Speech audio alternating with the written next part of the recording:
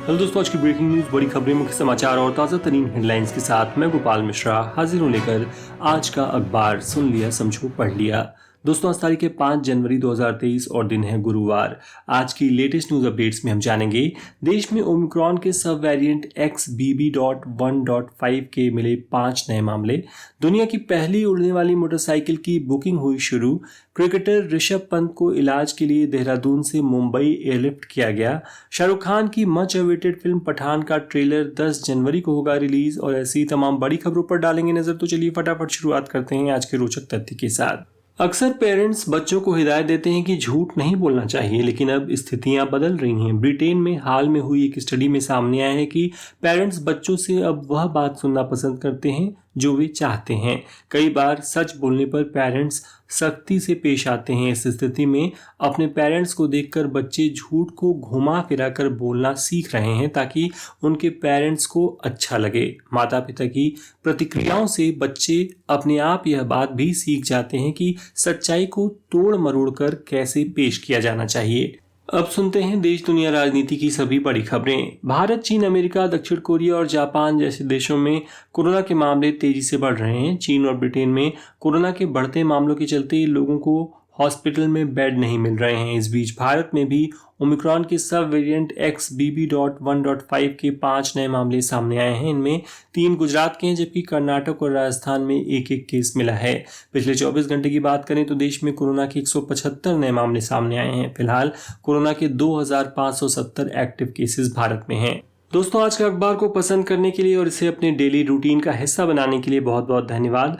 यदि आपने अभी तक इस चैनल को सब्सक्राइब नहीं किया है तो प्लीज सब्सक्राइब कर लें और वीडियो को लाइक और शेयर करना ना भूलें। तो चलिए बढ़ते हैं अगली खबर की तरफ। जम्मू कश्मीर में लगातार हो रही टारगेट किलिंग को देखते हुए केंद्र सरकार ने CRPF की 20 अतिरिक्त कंपनियां यहां तैनात करने का फैसला लिया है। बता दें कि नए साल के पहले ही दिन आतंकियों ने राजौरी में 7 हिंदुओं के घर में घुसकर उनकी हत्या कर दी थी। कांग्रेस की पूर्व अध्यक्ष सोनिया गांधी को रूटीन चेकअप के लिए बुधवार को गंगाराम हॉस्पिटल में एडमिट किया गया। इससे पहले भी वे 12 जून को इसी हॉस्पिटल में एडमिट हुई थीं। उत्तराखंड की नैनीताल हाईकोर्ट ने हल्द्वानी में रेलवे की 29 एकड़ जमीन पर अवैध कब्जे को गिराने का आदेश दिया है। इस आदेश के बाद करीब 4000 से अधिक कच्चे पक्के मकानों को तोड़ा जाना है। ज्यादातर मकान मुस्लिम परिवारों के हैं। इसे लेकर आज सुप्रीम कोर्ट में सुनवाई होनी है। कर्नाटक बीजेपी के प्रदेश अध्यक्ष नलिन कुमार कतील ने कार्यकर्ताओं से लव जिहाद पर फोकस करने के लिए कहा है। उन्होंने कहा कि सड़क, गटर, नालियों और अन्य छोटे मोटे मुद्दों के बारे में बात करने से ज्यादा जरूरी है कि लव जिहाद को रोका जाए। ऐसा करने के लिए प्रदेश में भाजपा की सरकार की जरूरत है। सतलुज यमुना लिंक SYL मामले में कल पंजाब CM भगवंत मान और हरियाणा CM मनोहर लाल खट्टर के बीच दिल्ली में हुई मीटिंग बेनतीजा रही। मान ने पंजाब के पास अतिरिक्त पानी नहीं होने की बात दोहराई। उत्तर प्रदेश निकाय चुनाव OBC आरक्षण के बिना कराने के इलाहाबाद हाई कोर्ट के फैसले पर सुप्रीम कोर्ट ने रोक लगा दी है। सुप्रीम कोर्ट ने यूपी सरकार को निकाय चुनाव 3 महीने के लिए टालने की इजाजत दी है। कांग्रेस ने 2.5 साल से खाली चल रहे संगठन के पदों पर अब नियुक्तियां शुरू कर दी हैं। शुरुआत ब्लॉक अध्यक्षों से की गई है। कांग्रेस ने 100 ब्लॉक अध्यक्षों के पदों पर नियुक्तियां की हैं। बिहार की राजधानी पटना में प्रदर्शन कर रहे BSSC कैंडिडेट्स पर पुलिस ने लाठीचार्ज किया। इसमें कई कैंडिडेट्स को चोटें आई हैं। कैंडिडेट्स तीनों शिफ्ट की परीक्षा रद्द करने की मांग करने BSSC दफ्तर की तरफ जा रहे थे। दिल्ली से पेरिस जा रही एयर इंडिया की फ्लाइट AI-143 को तकनीकी खराबी के कारण अचानक वापस लौटना पड़ा।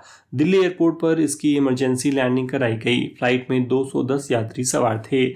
आम आदमी पार्टी यानी आप ने गुजरात के प्रदेश अध्यक्ष गोपाल इटालिया की छुट्टी कर दी है। इनकी जगह ईशुदान गढ़वी को नया प्रदेश अध्यक्ष बनाया गया है। इसके साथ ही आम आदमी पार्टी ने कार्यकारी अध्यक्षों की भी घोषणा कर दी है। हरियाणा के मंत्री पूर्व हॉकी खिलाड़ी संदीप सिंह पर जूनियर महिला कोच ने सनसनीखेज खुलासा किया है। महिला कोच ने कहा कि उन्हें फोन कॉल्स आ रही हैं जिसमें कहा जा रहा है कि जिस देश जाना चाहती हो जाओ, 1 महीने का 1 करोड़ मिलेगा, बस अपना मुंह बंद रखो। कांग्रेस की भारत जोड़ो यात्रा का बुधवार को यूपी में दूसरा दिन था। यह यात्रा बागपत होते हुए शाम को बड़ौत के छपरौली चुंगी पहुंची। यहां राहुल गांधी ने एक सभा की। कहा, मुझे संसद में बोलने नहीं देते, इसलिए सोचा जनता की बात सुनते हैं। बिहार के बेगूसराय में मंगलवार शाम 15 कुत्तों को गोली मारी गई। इनके हमले में 3 दिनों में 6 लोग घायल हो चुके थे। सोमवार को एक घायल महिला की इलाज के दौरान मौत भी हो गई।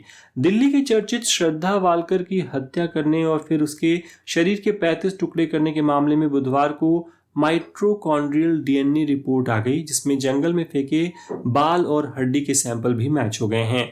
बैतूल में 12 साल की बच्ची से रेप के आरोपी भाजपा नेता को 2 दिन बाद भी पुलिस गिरफ्तार नहीं कर सकी है। पीड़ित लड़की ने कहा कि गंदा काम करके 200 रुपए देता था और कहता था चुप रहना, जब बुलाऊं तब आ जाना। एयर इंडिया की फ्लाइट में सवार एक व्यक्ति ने बिजनेस क्लास में सफर कर रही बुजुर्ग महिला पर पेशाब कर दी। घटना पिछले साल 26 नवंबर की है। बुजुर्ग महिला ने टाटा ग्रुप के चेयरमैन से शिकायत की, तब जाकर एयरलाइन के अफसर एक्टिव हुए और दिल्ली पुलिस में एफआईआर कराई और जांच पूरी होने तक आरोपी के हवाई यात्रा करने पर रोक लगा दी। जनवरी की शुरुआत में देश भर में रिकॉर्ड तोड़ सर्दी पड़ी है। सर्दी ने मध्य प्रदेश के भोपाल में 22 साल, पंजाब में 19 और हरियाणा में 11 साल का रिकॉर्ड तोड़ा। पूरे उत्तर भारत में कोल्ड वेव अलर्ट है। उत्तर प्रदेश के 35 जिलों में शीतलहर का रेड अलर्ट जारी किया गया है। ब्रिटेन में 18 साल तक के युवाओं के लिए मैथ्स पढ़ना कंपलसरी होने वाला है। प्रधानमंत्री ऋषि सुनक जल्द इसकी घोषणा करेंगे। वो चाहते हैं कि ब्रिटेन में दुनिया का बेस्ट एजुकेशन सिस्टम हो, इसलिए वो एजुकेशन पॉलिसी में बदलाव करना चाहते हैं।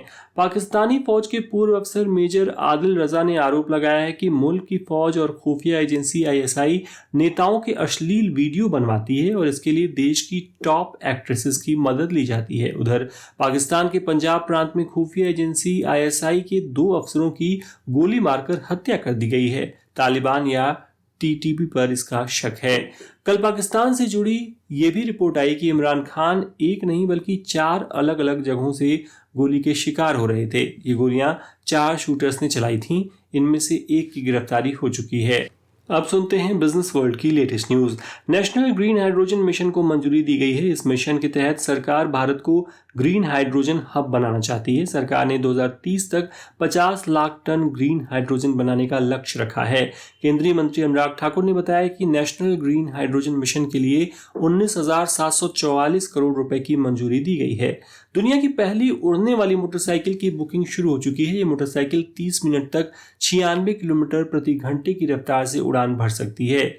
इस उड़ने वाली बाइक का नाम स्पीडर रखा गया है। इसकी शुरुआती कीमत 3.15 करोड़ रुपए रखी गई है। इसे अमेरिका की कंपनी जेटपैक एविएशन ने बनाया है। कल बुधवार को सोने की कीमतों में शानदार तेजी देखने को मिली। 4 जनवरी को सराफा बाजार में सोना 324 रुपए महंगा होकर 55,905 रुपए पर पहुंच गया। सोना अपने ऑल टाइम हाई के करीब पहुंच चुका है। वहीं चांदी की बात करें तो चांदी 347 रुपए सस्ती होकर 68,880 रुपए प्रति किलोग्राम पर आ गई। दुनिया की सबसे ज्यादा युवा आबादी वाले देश यानी भारत के लिए अच्छी खबर है। इंडिया स्किल्स रिपोर्ट 2023 के मुताबिक हमारे 22 से 25 साल आयु वर्ग वाले 56% युवाओं में नौकरी पाने की काबिलियत है, जो सभी आयु वर्गों में सबसे अधिक है। भारत के 2 सबसे बड़े बिजनेस हाउस अडानी ग्रुप और रिलायंस इंडस्ट्रीज लिमिटेड छत्तीसगढ़ की कंपनी एसकेएस पावर का अधिग्रहण करने की दौड़ में है। इस प्लांट पर बैंक ऑफ बड़ौदा और एसबीआई का लगभग 1900 करोड़ रुपए बकाया है। शेयर बाजार में कल बड़ी गिरावट देखने को मिली। सेंसेक्स 636 अंक गिरकर 60,657 पर बंद हुआ। निफ्टी 179 अंक लुढ़ककर 18,042 के स्तर पर बंद हुआ। अब सुनते हैं खेल जगत के मुख्य समाचार। सड़क हादसे में घायल क्रिकेटर ऋषभ पंत को कल देहरादून से एयरलिफ्ट कर मुंबई ले जाया गया। यहां कोकिलाबेन हॉस्पिटल में उनका इलाज किया जाएगा। ऑस्ट्रेलिया और साउथ अफ्रीका के बीच मैदान पर मौजूद बल्लेबाज मार्नस लाबुशेन ने ड्रेसिंग रूम की ओर देखकर पहले हेलमेट की ओर और फिर उसके बाद सिगरेट और लाइटर का इशारा किया। मार्नस के इस इशारे के बाद सभी हक्का बक्का रह गए। दरअसल लाबुशेन की हेलमेट से कपड़ा लटक रहा था, जिसे जलाने के लिए उन्होंने लाइटर मंगाई थी। 22 ग्रैंड स्लैम जीत चुके राफेल नडाल को नए सीजन में लगातार दूसरे मुकाबले में हार झेलनी पड़ी।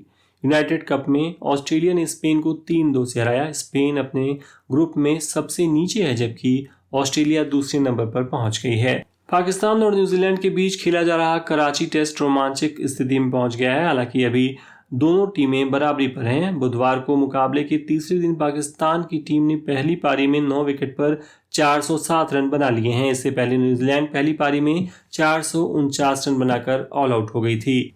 दोस्तों आगे बढ़ने से पहले आपसे एक छोटी सी रिक्वेस्ट करना चाहूंगा कि यदि आज का अखबार आपको पसंद आ रहा हो तो इस वीडियो को अपनी एक प्यारी सी लाइक देकर सपोर्ट करना ना भूलें और इसे उन मित्रों के साथ जरूर शेयर करें जो बिना समय गंवाए दिन भर की बड़ी खबरों को सुनना चाहते हो। तो चलिए अब सुनते हैं मनोरंजन जगत की कुछ बड़ी खबरें। शाहरुख खान की मच अवेटेड फिल्म पठान का ट्रेलर 10 जनवरी को लॉन्च होगा। पठान यशराज फिल्म्स के स्पाई यूनिवर्स के तहत बनी चौथी फिल्म है। इससे पहले टाइगर जिंदा है, एक था टाइगर और वॉर मूवी आ चुकी हैं। अभय देओल की web series trial by fire का ट्रेलर रिलीज हो चुका है। ये कहानी है एक अग्निकांड की जो साल 1997 में उपहार सिनेमा में फिल्म के शो के दौरान आग लगने से हुआ था। बॉलीवुड एक्ट्रेस सोनम कपूर ने हाल ही में अपना पुराना फ्लैट 32 करोड़ रुपए में बेच दिया है। इसे उन्होंने 31 करोड़ रुपए में कुछ सालों पहले खरीदा था। कल 4 जनवरी को तुनिशा शर्मा का 21वां बर्थडे था। मां वनिता ने तुनिशा की याद में इसे सेलिब्रेट भी किया। और अब आज की रोचक खबर। कोई आपसे कहे शहर छोड़कर गांव चले जाओ और इसके बदले में लाखों रुपए ले लो तो शायद आपको यकीन नहीं होगा, लेकिन जापान के शहरों में तेजी से बढ़ती आबादी के चलते सरकार राजधानी टोक्यो सहित अन्य महानगरों को छोड़ने के लिए हर बच्चे के हिसाब से 6,36,000 रुपए दे रही है ताकि वे ग्रामीण इलाकों में जाकर अपना आशियाना बना सकें। जापान की सरकार का कहना है कि युवा पेरेंट्स अगर टोक्यो छोड़कर कहीं और बसते हैं तो उन्हें दूसरी सुविधाएं भी दी जाएंगी।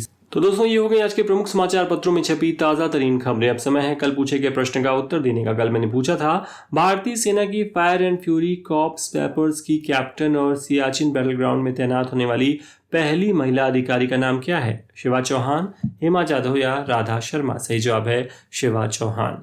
जिन्होंने भी सही उत्तर दिया उन्हें बधाई। और अब आज का सवाल है कि दुनिया की पहली उड़ने वाली मोटरसाइकिल का नाम क्या रखा गया है? ए फ्लायर, बी स्कायर या सी स्पीडर? कृपया कमेंट के माध्यम से अपना उत्तर जरूर दें। आज का अखबार अंत तक सुनने के लिए आपका बहुत बहुत धन्यवाद। And once again I request you to please subscribe our channel and share this podcast with your friends. तो कल फिर होगी मुलाकात, क्योंकि हर दिन हर बार लेकर आता हूं मैं आज का अखबार। तब तक के लिए नमस्कार।